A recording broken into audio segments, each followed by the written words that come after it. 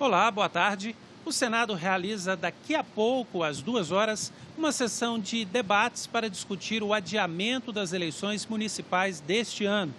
Participam da sessão, além dos senadores, o presidente do Tribunal Superior Eleitoral, ministro Luiz Roberto Barroso, cientistas e representantes de outras organizações da sociedade.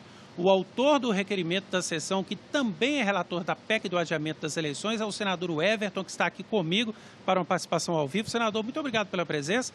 Estamos mantendo uma distância segura aqui, né, senador?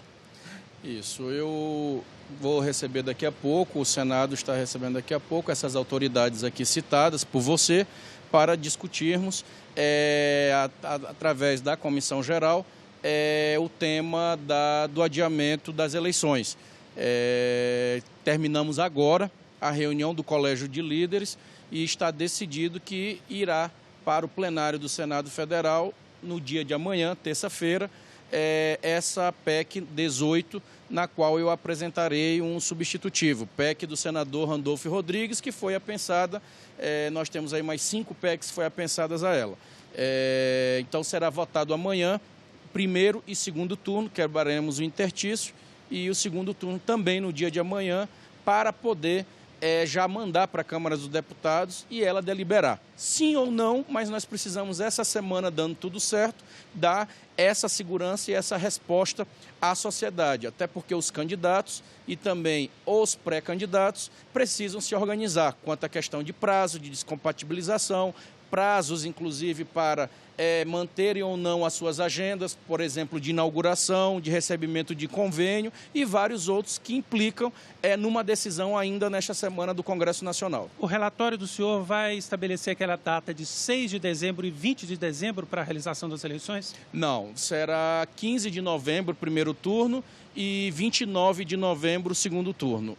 A priori, no primeiro momento, o relatório que eu já tenho em mãos, claro que passivo de mudanças, por isso que nós vamos realizar essa comissão geral, mas eu passei o final de semana todo realizando várias conferências, reuniões com especialistas da área do direito eleitoral, com a sociedade civil organizada, com ex-ministros e o ministro Barroso, conversando, trocando ideias justamente para nós podermos construir um relatório com várias mãos, transparente, democrático e objetivo. É importante a sociedade compreender que esse assunto nós estamos tratando como tem que ser tratado, exclusivo, único para o momento. Não iremos abrir nenhuma possibilidade de discutir alguma decisão que seja permanente, ou seja, é uma emenda autônoma na Constituição Federal, que será apenas para este momento exclusivo e essa regra, essa exceção que está sendo aberta por conta do momento que nós estamos vivendo, que é a pandemia. Agora, houve uma discussão entre os senadores, a proposta do voto facultativo nesta eleição. Isso. O senhor contempla isso no relatório? Eu pedi, já venho ao senador Otton e a todos que estavam defendendo, conversando com especialistas e com a sociedade civil organizada,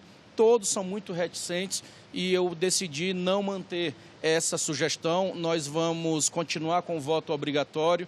A nossa democracia ainda é muito jovem, ela ainda precisa de um empurrãozinho, ela ainda precisa ser estimulada e é o caso, sim, depois da eleição, caso a abstenção seja grande, a gente não tem problema nenhum, já há o entendimento do Congresso de votar, se possível, se necessário for, uma anistia a este grupo, caso precise. O relatório do senhor contempla também a possibilidade de estender o horário de votação no dia da eleição ou até de fazer em 2 dias? Como é que o senhor tratou isso? A possibilidade de ser 2 dias ela está descartada porque o custo de uma eleição dessa ela é muito alto. Só para o cidadão ter uma noção, que são quase 200 milhões de reais.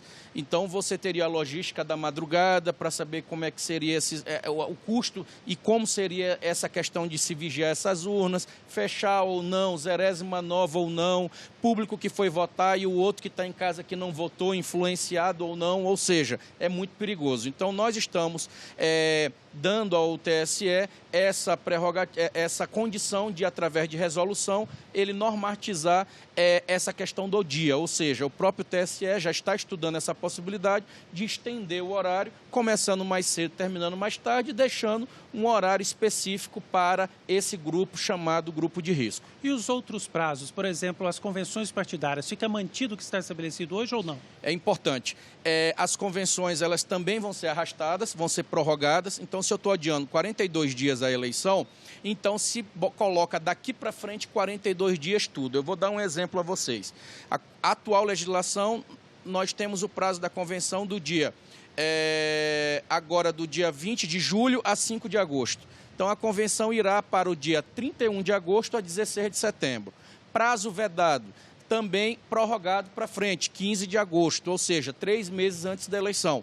Então, com isso, você vai dar condições aos prefeitos para que eles continuem o seu trabalho, possa receber recursos, convênios, participar de inaugurações, candidatos que trabalham no meio de comunicação, continuar apresentando seus programas, ou seja, pré-candidatos apresentar seus programas, ou seja, se estamos no meio de uma pandemia, está sendo prorrogada a eleição, não tem sentido você engessar todo esse calendário e as pessoas não terem condição de continuar trabalhando e dando a sua contribuição, seja lá onde esteja. Propaganda na TV, o senhor aumentaria esse prazo ou não? É uma matéria que entraria na questão do Código Eleitoral, da lei eleitoral, e nós preferimos não tratar do assunto. A única coisa que a gente deixa lá expresso, porque nós estamos num país onde se tem todo tipo de cabeça, é um juízo, nós estamos deixando expresso que todas as leis eleitorais que tratam sobre campanha, propaganda para fazer campanha, estão mantidas e só serão suspensas caso tenha um laudo, tenha uma fundamentação de uma autoridade sanitária concordando com a suspensão de determinada atividade. Eu digo isso porque nós já recebemos, durante essas audiências que eu tive, vários relatos. Um promotor em uma cidade, ele acaba querendo, às vezes, legislar e tomar decisões que às vezes é apenas da cabeça dele, sendo optativo.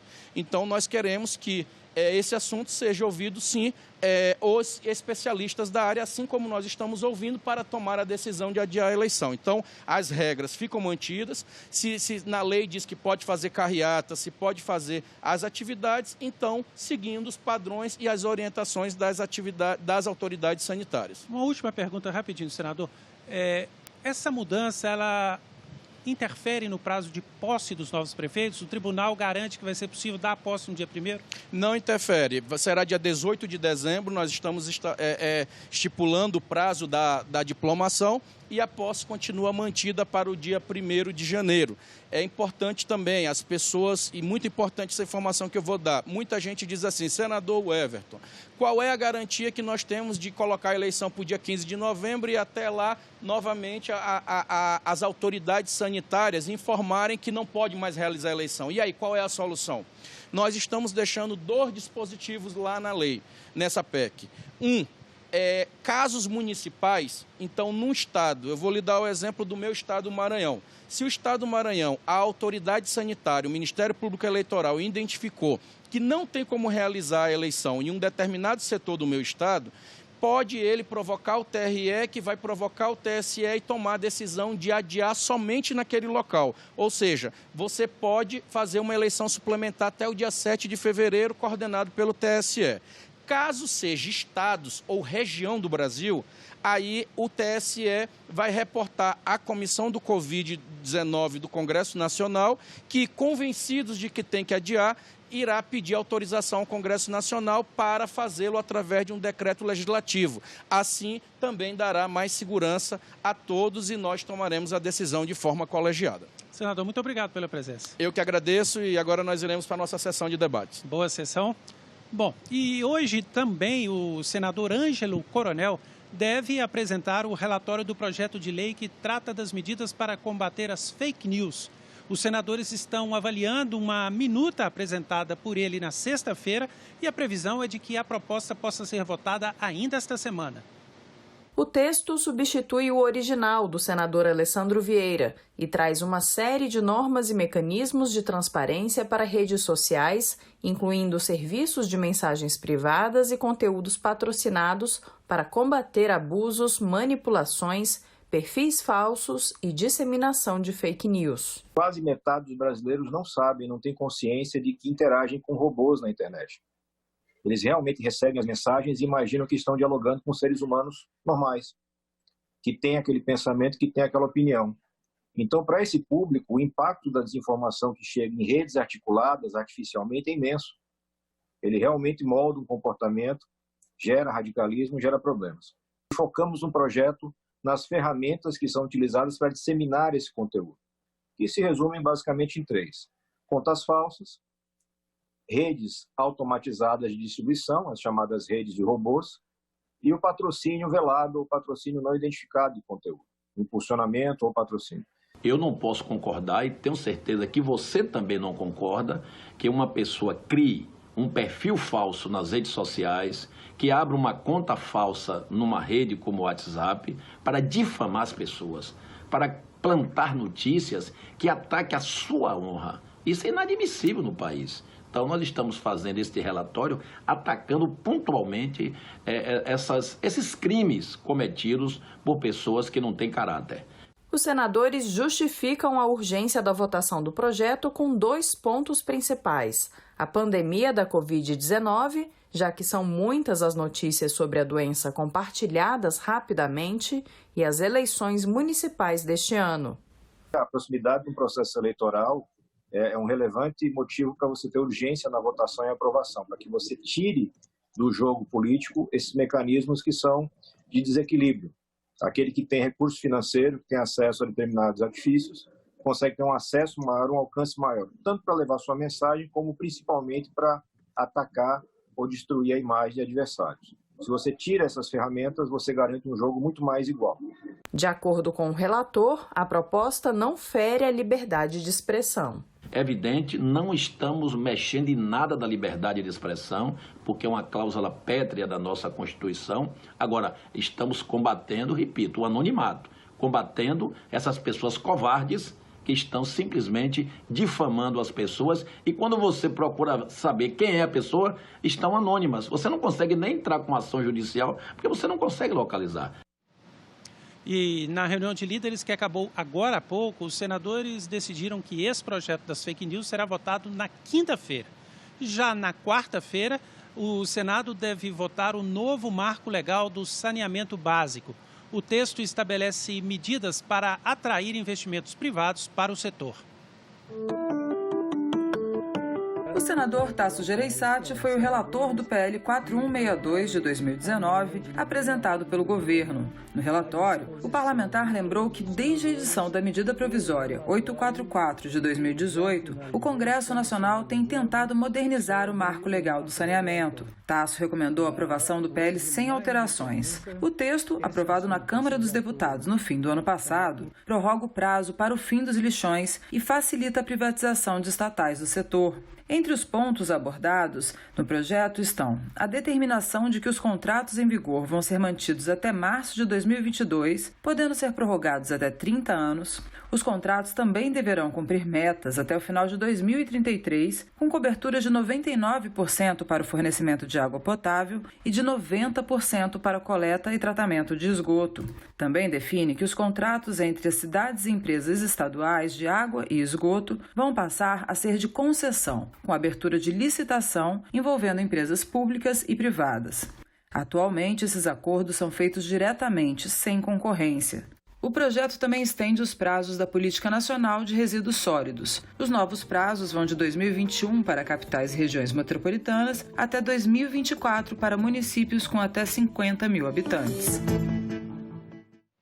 O Senado criou uma página na internet que mostra para os cidadãos como os recursos federais estão sendo gastos dia a dia no combate à Covid-19.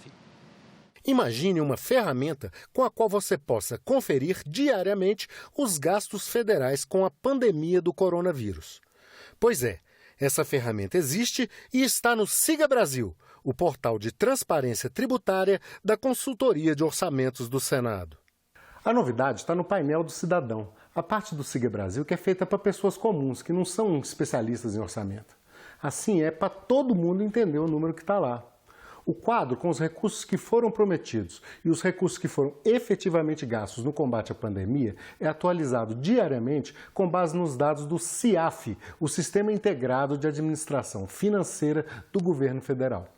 No painel Cidadão, nós colocamos a visão da execução das despesas, então você vê o que é planejado, o que já foi contratado pelo governo e o que foi efetivamente desembolsado. E isso é uma das dimensões. E outra dimensão é o objeto do gasto.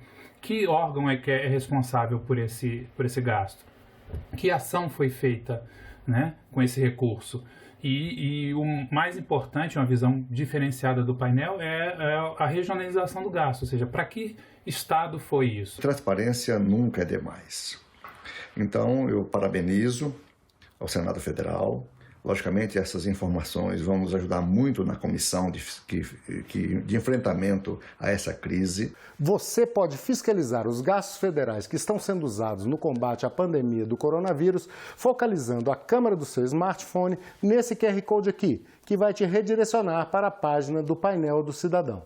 Ou então, acesse a internet e digite o endereço que você vê aqui embaixo, www.9.senado.leg.br/painel cidadão, sem tio. A votação do projeto do Marco do Saneamento Básico e a divulgação da ata do Copom são 2 pontos de interesse dos mercados econômico e financeiro nesta semana. Vamos ver na coluna de economia com Antônia Márcia Vale. O corte pesado da taxa Selic causou um certo estranhamento em alguns setores do mercado, porque dentro dos parâmetros do próprio governo, que tem a taxa Selic como fator de influência, como a meta de inflação, a taxa esperada para o fim do ano era maior do que os 2,25%. Então, essa queda pode significar um ajuste de rota do Banco Central. Mas como o presidente do Banco Central, Roberto Campos Neto, disse em audiência pública na comissão que acompanha os gastos da Covid-19 no Senado, dia 1º de junho, que não pretendia mexer na meta de inflação, ficamos todos sem parâmetros para entender o que a equipe do BC tem em mente. Por isso, a espera da ata a ser divulgada nesta terça-feira. Já os indicadores das expectativas do mercado divulgados toda segunda-feira pelo Banco Central no Boletim Focus indicam para o fim do ano uma leve subida da inflação, ficando em 1,61%. Ainda assim, bem abaixo do piso de 2,5% da meta definida pelo próprio Banco Central, que é de 4% ao ano. E a expectativa para o Produto Interno Bruto parou de cair pela primeira vez em 18 semanas. Ficou em 6,5% negativos. O dólar, por sua vez, parou de subir, ficando pela segunda semana consecutiva em 5,20%. Na economia real, a votação do marco regulatório do saneamento básico também gera expectativa, principalmente no governo, por ser mais uma das pedras de toque, uma espécie de mina de diamantes que a equipe do ministro Paulo Guedes espera poder explorar. Na cartilha neoliberal, a possibilidade de privatização do setor teria o poder de atrair investimentos estrangeiros em grande quantidade para o país. Espaço para isso existe mesmo. Segundo o relatório apresentado pelo senador Tasso Gereissati, mais de 100 milhões de brasileiros, quase a metade da população, não tem rede de coleta de esgotos em suas moradias. E cerca de 35 milhões de pessoas não têm sequer água potável em casa.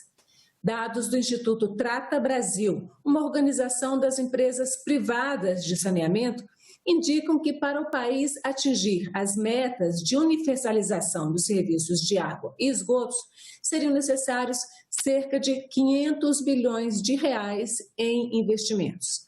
Resta saber se o empresariado está mesmo disposto a investir. E quanto isso vai custar ao bolso do cidadão contribuinte?